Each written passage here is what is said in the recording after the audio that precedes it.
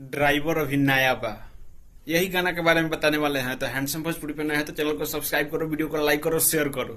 कश्यप कहर भाई आने वाला है इस साल बोलबम में। कश्यप कहर फिर से बजेगा, हर एक साल की भांति इस साल भी बजेगा। लिख के ले लो, ड्राइवर अभी नया बा। पोस्टर यहाँ पे देख सकते हो। ड्राइवर अभी नया बा, खेसारी लाल यादव और खुशी कक्कड़ इस गाने को गाए हुए हैं। गाना अन्नपूर्णा फिल्म से आएगा और कश्यप कहर बोल रहे हैं, यानी कि अखिलेश कश्यप जी लिखे हुए हैं। तो जान सकते हैं कि कितना अलग ये गाना और कितना बड़ा गाना हो सकता है।